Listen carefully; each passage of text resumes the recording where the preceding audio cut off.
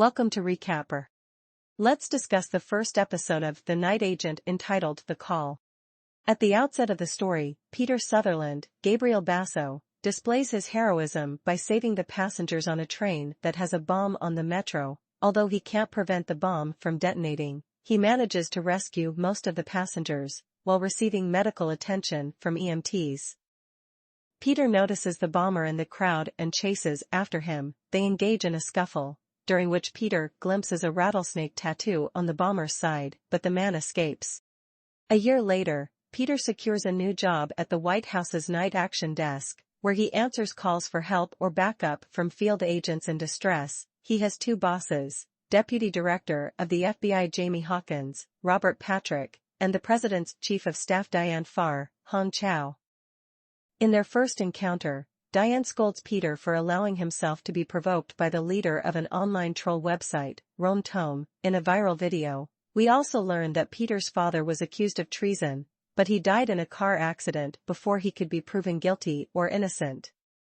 Conspiracy theorists believe he committed suicide, but Peter insists that his father was wrongfully accused. Some of these theorists suspect Peter of orchestrating the metro bombing and being a traitor like his father. Diane advises Peter to refrain from commenting on the matter.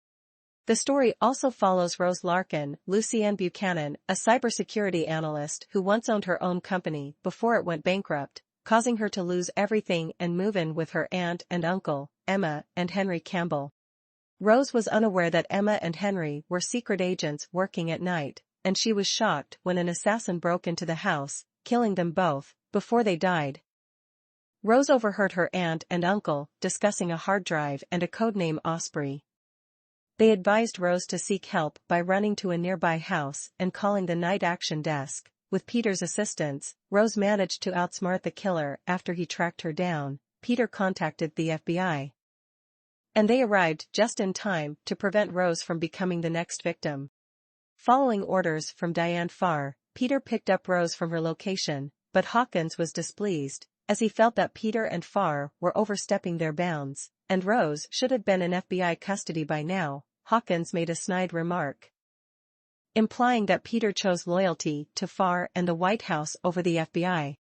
After picking up Rose, Peter took her to his apartment so she could get some clothes, and he also checked her phone for tracking and set up surveillance. While packing, Rose discovered a binder of newspaper clippings relating to the bombing and Peter's father. As they left the apartment, two men harassed Peter, believing he was a traitor like his father. After fighting off the attackers, Peter and Rose headed towards the safe house. Rose was puzzled as to why the men thought Peter was involved in the bombing, and he explained that he was present but did not cause it. He also shared his frustration that his father died before clearing his name.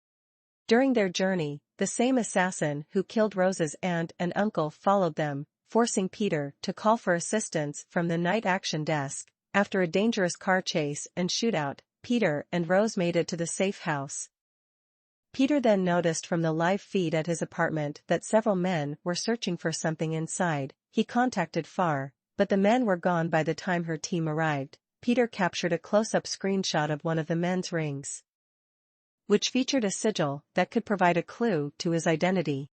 The following day, Rose accompanies Peter to the White House for a meeting with Hawkins and Farr. Hawkins remarks that the meeting is beyond Peter's pay grade, leaving him out of it. However, Rose is uneasy because she overheard her aunt saying that someone in the White House is untrustworthy.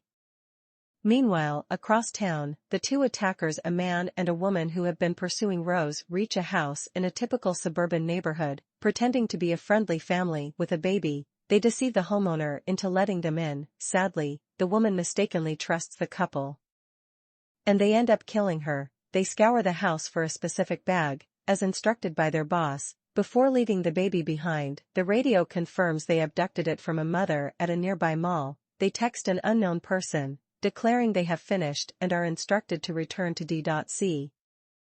and finish what they started, implying that they must kill Rose. That was the recap of the first episode of The Night Agent. Thank you.